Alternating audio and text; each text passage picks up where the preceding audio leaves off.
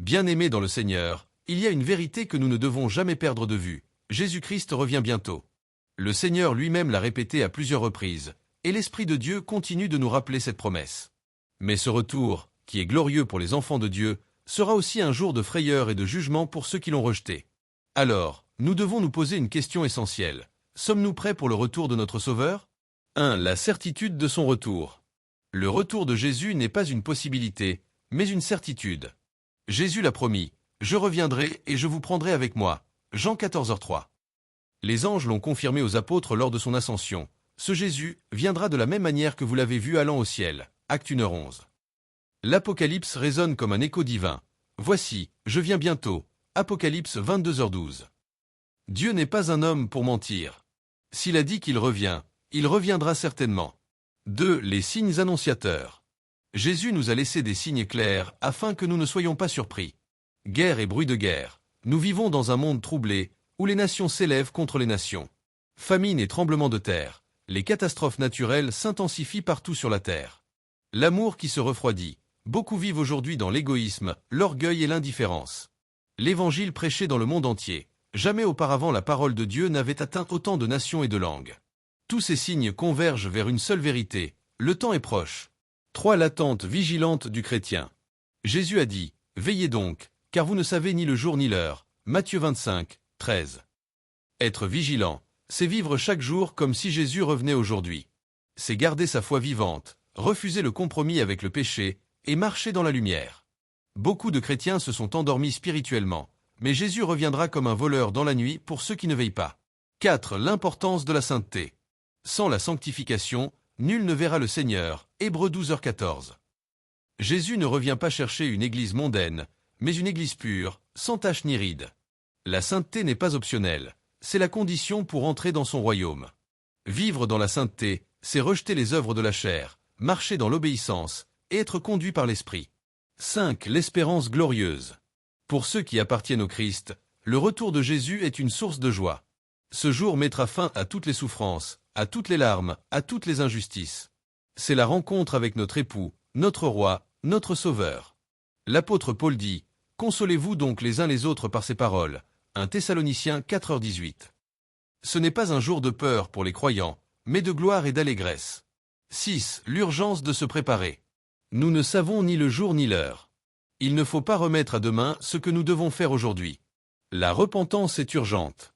Le pardon est urgent. Le salut est urgent. Le plus grand piège du diable, c'est de faire croire aux hommes qu'ils ont encore le temps. Mais Jésus peut revenir à tout instant. 7. Le jugement pour ceux qui refusent. Le retour de Jésus n'est pas seulement une consolation, c'est aussi un jour de jugement. Les nations seront rassemblées devant son trône. Ceux qui auront rejeté le salut entendront ces terribles paroles. « Retirez-vous de moi » Matthieu 25, 41. Ce sera un jour de séparation, les brebis à droite, les boucs à gauche. Voilà pourquoi il est indispensable de choisir Christ aujourd'hui. 8. Comment se préparer concrètement ? 1. Donner sa vie totalement à Jésus. Pas de demi-mesure, pas de compromis. 2. Persévérer dans la prière. La prière nous garde éveillés et forts face aux tentations. 3. Plonger dans la parole de Dieu. La Bible est la lampe qui éclaire notre marche. 4. Vivre dans l'amour. Pardonner, aimer, réconcilier, car l'amour est la marque des vrais disciples. 5. Servir fidèlement. Que Jésus nous trouve occupés à son œuvre quand il reviendra. 9. Le retour de Jésus, un événement soudain et universel. Jésus a dit, « Comme l'éclair part de l'Orient et se montre jusqu'en Occident, ainsi sera l'avènement du Fils de l'homme. » Matthieu 24h27. Cela veut dire que son retour ne sera pas caché, mais visible par tous les habitants de la terre. Personne ne pourra dire « Je ne savais pas », car ce sera un événement éclatant, soudain et universel. 10. Le rôle de l'Église dans l'attente. L'Église est comparée à une épouse qui attend son époux. Comme les vierges sages de Matthieu 25, elle doit garder sa lampe allumée, remplie d'huile, symbole du Saint-Esprit. Malheureusement, beaucoup ressemblent aux vierges folles, distraites, négligentes et endormies. Mais Jésus dit, « Heureux ce serviteur que son maître, à son arrivée, trouvera faisant ainsi. » Matthieu 24h46. 11. L'appel à la persévérance. La foi chrétienne n'est pas une course de vitesse, mais une course d'endurance. Jésus a dit, « Celui qui persévérera jusqu'à la fin sera sauvé. » Matthieu 24h13. Dans ce temps de refroidissement spirituel, la persévérance devient une arme. Persévérer malgré les persécutions, malgré les épreuves, malgré l'injustice du monde. 12. L'importance de l'attachement à la vérité. Dans les derniers temps, beaucoup de faux prophètes séduiront les foules. Le diable sait que son temps est court, alors il propage le mensonge. C'est pourquoi nous devons nous attacher fermement à la parole de Dieu. Paul dit, « Examinez toutes choses, retenez ce qui est bon. » 1 Thessaloniciens 5h21. Celui qui s'attache à la vérité ne sera pas ébranlé lorsque les vents de la séduction souffleront. 13. Le retour de Jésus, espérance pour les souffrants. Peut-être traverses-tu des larmes, des douleurs, des trahisons, des injustices. Le retour de Jésus est l'assurance que toutes ces souffrances auront une fin. L'Apocalypse dit, « Il essuiera toute larme de leurs yeux. » Apocalypse 21h4. Voilà notre consolation. Ce monde n'est pas notre maison définitive, nous attendons une patrie meilleure. 14. Le rôle du Saint-Esprit dans la préparation. Sans le Saint-Esprit, nul ne peut être prêt pour le retour du Seigneur. C'est lui qui nous sanctifie, qui nous éclaire, qui nous fortifie. Il est l'huile dans nos lampes. Sans cette huile, la flamme de notre foi s'éteindra. Demandons chaque jour à Dieu d'être rempli du Saint-Esprit, car c'est lui qui nous rend capables d'attendre Jésus avec fidélité. 15. Le cri du cœur du chrétien. Viens, Seigneur Jésus. Le dernier verset de la Bible exprime une prière. Viens, Seigneur Jésus. Apocalypse 22h20. Pour ceux qui aiment le Seigneur, ce retour n'est pas une menace mais un désir ardent. L'Église véritable soupire après son roi, comme l'épouse soupire après son époux. Chaque jour, nos vies devraient résonner de ce cri. Seigneur, viens régner dans ton royaume. 16. Une mise en garde solennelle. Ne soyons pas comme ceux qui disent « Où est la promesse de son avènement ?» 2 Pierre 3h4. Car pour eux, le retour du Seigneur sera comme un piège. Jésus reviendra comme un voleur dans la nuit, et ceux qui vivent dans la légèreté seront surpris. Le message est clair. Réveille-toi, Église. Réveille-toi, chrétien. Le temps est court. 17. L'assurance de la victoire finale. Quand Jésus reviendra, il détruira définitivement l'œuvre du diable. La mort, le péché et l'enfer seront jetés dans l'étang de feu. Le règne de Christ sera un règne de justice et de paix éternelle. C'est pourquoi nous n'avons pas à craindre l'avenir. Notre victoire est certaine en Jésus-Christ. 19. La parabole du maître qui tarde. Jésus a raconté l'histoire d'un maître qui tardait à revenir.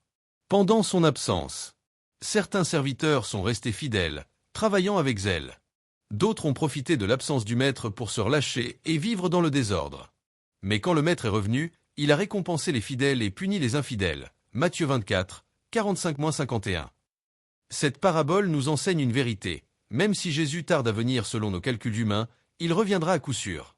Ceux qui auront persévéré seront bénis, mais ceux qui se sont relâchés seront surpris et jugés.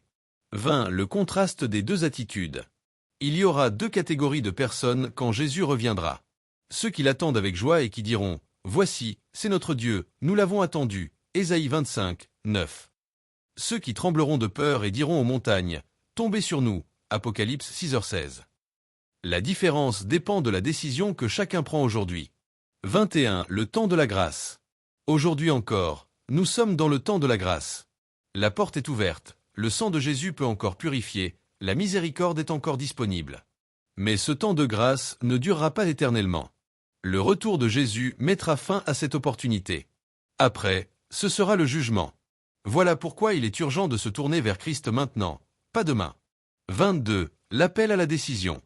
Mon frère, ma sœur, toi qui écoutes ce message, peut-être que tu t'es éloigné de Dieu. Peut-être que ta foi s'est refroidie. Peut-être que tu n'as jamais donné ta vie à Jésus. Aujourd'hui est le jour du salut. Jésus frappe à la porte de ton cœur et dit « Voici, je me tiens à la porte et je frappe. » Apocalypse 3h20. Ne ferme pas ton cœur, car demain pourrait être trop tard. 23. Conclusion générale. Bien-aimés, la Bible est claire. Jésus revient bientôt. Les signes s'accomplissent sous nos yeux. Le monde va de mal en pis. L'Évangile touche les nations comme jamais auparavant. Tout annonce que le retour du Seigneur est proche. La vraie question n'est pas « Quand reviendra-t-il ?» mais « Suis-je prêt ?» 24. Appel direct aux spectateurs. Mon frère, ma sœur, ne reste pas indifférent à ce message. Si tu crois que Jésus revient bientôt, alors vis comme quelqu'un qui l'attend réellement.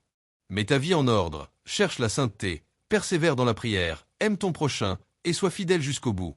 Et si ce message t'a touché, écris en commentaire « Seigneur, Je veux être prêt pour ton retour. 25. Prière finale. Prions ensemble. Seigneur Jésus, je crois de tout mon cœur que tu reviens bientôt. Pardonne mes péchés, lave-moi par ton sang, et rends-moi digne d'être trouvé prêt à ton retour.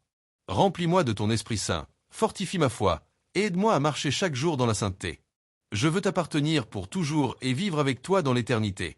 Seigneur, garde-moi vigilant, car je t'attends avec joie. Dans le nom de Jésus-Christ, Amen. Bien-aimés, si ce message vous a béni, n'oubliez pas de vous abonner à la chaîne, de laisser un commentaire, de cliquer sur j'aime et de partager cette vidéo autour de vous afin que beaucoup d'autres puissent aussi être touchés et préparés au retour glorieux de notre Seigneur Jésus-Christ.